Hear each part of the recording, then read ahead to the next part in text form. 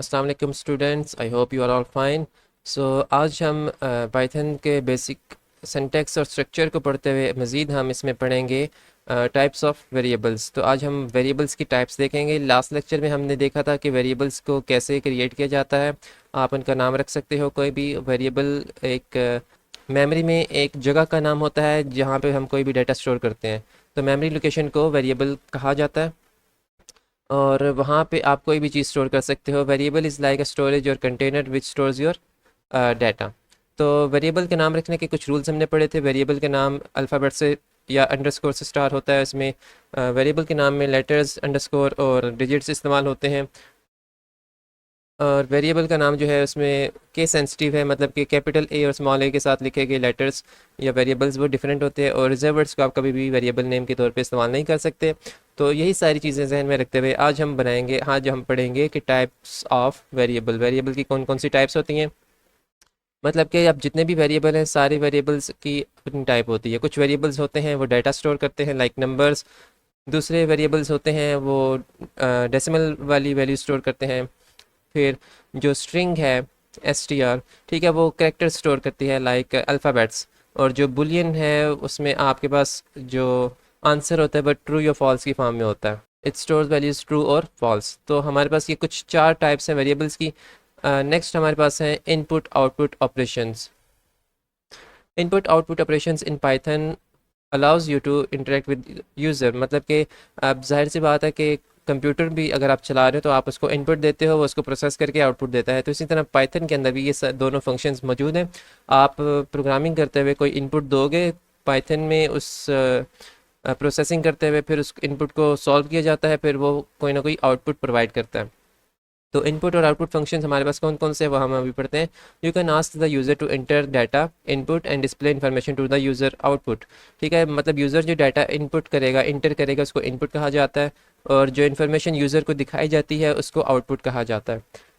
तो यहाँ पे सबसे पहले इनपुट देखते हैं। We use the input function to get user input. हम इनपुट और ये स्मॉल ब्रैकेट्स आप देख सकते हैं, ये वाला फंक्शन इस्तेमाल करते हुए हम यूज़र से इनपुट ले सकते हैं। The input function displays a message on the screen and waits for the user to type something and press enter। ठीक है, अब ये वाला जो फंक्शन जब हम इस्तेमाल करते हैं तो ये यूज़र की स्क्रीन पे एक कर्सर ब्लिंक कर रहा होता है और वो यूज़र से पूछ रहा होता है कि आप कोई डाटा इंटर करो। फिर ठीक है, फिर हम डाटा इंटर करके और प्रेस इंटर मतलब कीबोर्ड से इंटर वाला बटन दबा देते हैं। The text entered by the user is then stored in a variable।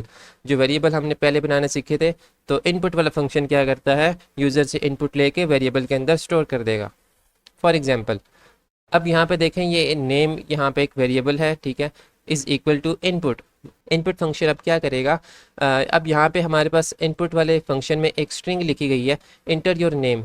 अब ये वाला मैसेज जाएगा यूज़र के पास। ठीक है, यूज़र जब मैसेज रीड करने के बाद कोई, ये देखें जैसे आउटपुट में लिखा हुआ है इंटर योर नेम, उसके बाद ये यहाँ पे ना कर्सर ब्लिंक कर रहा होगा, यूज़र अपना नाम लिखेगा। ठीक है, फिर वो जो नाम यहाँ पे इंटर किया जाएगा वो स्टोर हो जाएगा नेम वाले वेरिएबल के अंदर।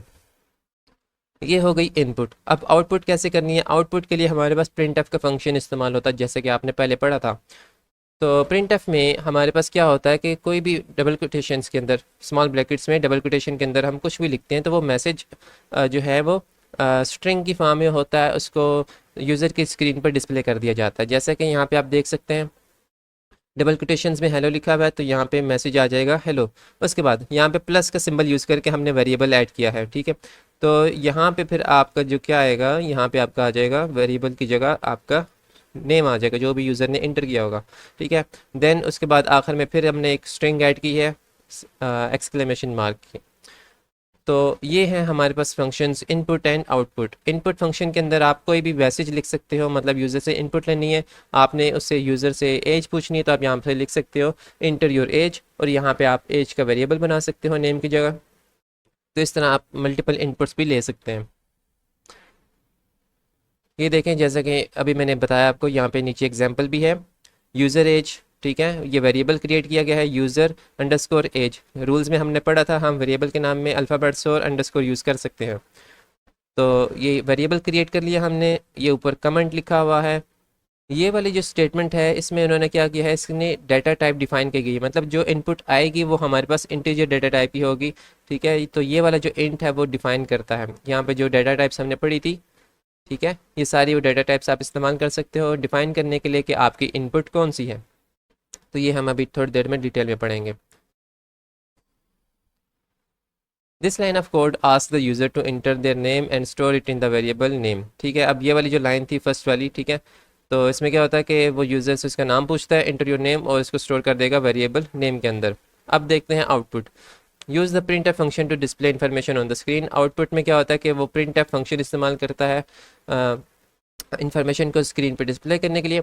The print function takes one और more arguments and displays them. For example, this line of code displays a greeting message that includes user name.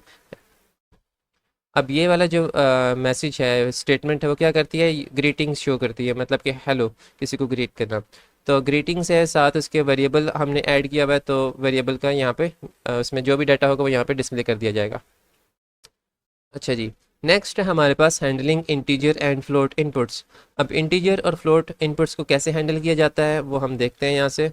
To handle numeric inputs, you use the int and float functions to convert input strings to integer or floating point numbers। अब जो आपके पास input string आ रही है उनको integer में या फिर floating point numbers में चेंज करने के लिए हम ये दो डाटा टाइप्स इस्तेमाल करते हैं। अब सबसे पहले जो एग्जांपल है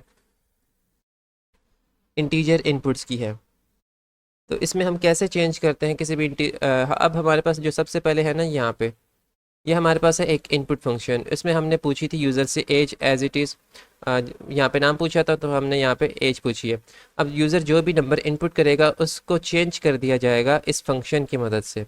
यहाँ पे जो इंटीजर है उसके साथ जो ब्रैकेट्स है ना, अब यहाँ पे जो भी इनपुट आएगी वो हमारे पास चेंज हो जाएगी किस टाइप में, इंटीजर टाइप में।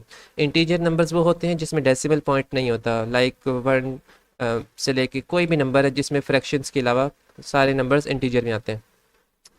तो यूज़र अपनी एज इंटर करेगा, ठीक है, उसको चेंज कर दिया जाएगा इंटीजर नंबर में, तो वो स्टोर हो जाएगा आपका इस वेरिएबल के अंदर, यूज़र एज के अंदर। ठीक है, फिर अब हम मैसेज प्रिंट करते हैं, प्रिंट योर एजेस। ठीक है, ये आपके पास डबल कोटेशन में आपकी स्ट्रिंग आ गई, मतलब कि मैसेज आ गया, इंटर योर एज।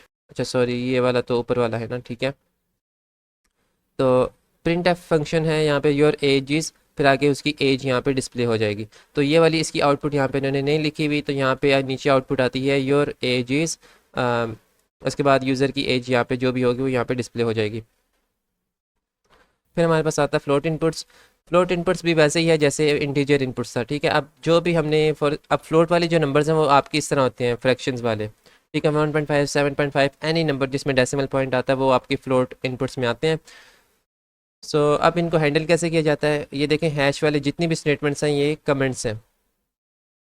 अच्छा जी, तो नेक्स्ट है हमारे पास, अब यहाँ पे जो वेरिएबल हमने क्रिएट किया है, हमने यूज़र से हाइट पूछी है। अब ऑब्वियसली जो हाइट होती है वो तो फीट्स में होती है या मीटर्स में होती है, और वो हमारे पास फ्रैक्शंस में आती है। तो उसको हैंडल करने के लिए अब जो भी यूज़र यहाँ पे इनपुट करेगा उसको चेंज कर दिया जाएगा फ्लोट वाली डाटा टाइप में। ठीक है, मतलब कि इसके अंदर जो नंबर्स आएंगे वो इस तरह के होंगे, 1.5 अगर मीटर्स है, तो अगर फीट में करना है तो आप 5.7 कर लें। ठीक है, कोई भी वैल्यू यहाँ पे आ सकती है। अच्छा, ये वाली इनपुट क्या करेगी, तो इसको चेंज कर देगी फ्लोट में, और वो वाली जो वैल्यू है, फ्लोट वाला जो नंबर है जो भी होगा, लाइक 1.5, तो वो आपका स्टोर हो जाएगा यूज़र हाइट में। तो नेक्स्ट हमारे पास जो प्रिंट एफ स्टेटमेंट चलेगी, प्रिंट योर हाइट इज़, ये स्ट्रिंग है, एज इट इज़ मैसेज आ गया यहाँ पे योर हाइट इज़ तक, यूज़र हाइट। अब यूज़र हाइट जो है उसने जो इंटर की थी वो यहाँ पे हमारे पास आ गई 1.5, और डबल कोटेशंस में फिर हमारे पास स्ट्रिंग आ गई है, तो वो साथ इसके ऐड हो गई है। तो ये है हमारे पास फंक्शंस और ये उनकी साथ आउटपुट। तो इंटीजर इनपुट्स क्या करते हैं, कोई भी इनपुट हम यूज़र से इनपुट लेते हैं, उसको इंटीजर टाइप में चेंज करते हैं। और जो फ्लोट इनपुट्स हैं, यूज़र कोई भी इनपुट करेगा उसको चेंज कर दिया जाएगा फ्लोट इनपुट में।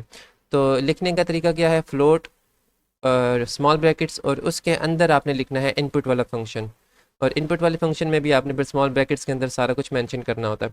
और ये सारी की सारी वैल्यू जो भी यहाँ पे प्रोसेसिंग हो रही है वो सारी की सारी स्टोर हो जाएगी इस वेरिएबल के अंदर, यूज़र हाइट। यहाँ पे जो कुछ काम किया गया है वो सारा यहाँ पे यूज़र एज के अंदर स्टोर कर दिया जाएगा। सो उम्मीद है आपको आज के टॉपिक समझ आएगा। आज हमने पढ़ा है टाइप्स ऑफ वेरिएबल्स, और इसमें हमारे पास चार टाइप्स हैं: integer, float, string and boolean. साथ इसकी एग्जांपल्स लिखी हुई है: stores whole numbers, store decimal numbers, store text, stores true और फॉल्स वैल्यूज़। ठीक है। फिर हमने पढ़े हैं इनपुट आउटपुट फंक्शन, जो यूज़र से डाटा इनपुट करने के लिए या फिर यूज़र को आउटपुट शो करने के लिए इस्तेमाल होते हैं। इनपुट में हमारे पास इनपुट फंक्शन आता है, और आउटपुट के लिए हम यूज़ करते हैं प्रिंट फंक्शन। ठीक है, आउटपुट में ये लिखा हुआ है प्रिंट फंक्शन। फिर हमने देखा कि हैंडलिंग इंटीजर या फ्लोट इनपुट्स, मतलब कि इंटीजर इनपुट को कैसे हैंडल किया जाता है। तो उसके लिए हम इंट फंक्शन इस्तेमाल करते हैं, और अगर फ्लोट इनपुट हो तो उसके लिए हम फ्लोट फंक्शन इस्तेमाल करते हैं। मतलब कि इंट के अंदर अब यहाँ पे हम वो लिखेंगे इनपुट वाला फंक्शन, फ्लोट के अंदर इनपुट वाला फंक्शन लिखेंगे। तो जो भी इनपुट यूज़र इंटर करेगा वो हमारे पास इंट या फ्लोट में चेंज हो जाएगी, और इसको हम किसी ना किसी वेरिएबल में स्टोर कर लेते हैं। तो आप वेरिएबल क्रिएट करना आप जानते हैं, वेरिएबल के रूल्स हमने पढ़े थे वेरिएबल का नाम रखने के। तो इन्हीं रूल्स को फॉलो करते हुए आप कोई भी वेरिएबल क्रिएट कर सकते हो, और इसमें आप डाटा स्टोर कर सकते हो। सो उम्मीद है आपको आज का टॉपिक समझ आया होगा। तो आपने types of variables, input and output operations, उसके अलावा ये सारा करना है। ठीक है, एग्जांपल के साथ। फिर आपके पास आते हैं handling integer and float inputs, ये भी आपने सारा करना है। यहाँ पे ये दोनों आपने बताना है कि इस्तेमाल कैसे होते हैं, साथ उनकी एग्जांपल्स। सो आज के लिए इतना ही, मिलते हैं अगली वीडियो में। तब तक के लिए स्टे ब्लेस्ड एंड अल्लाह हाफिज़।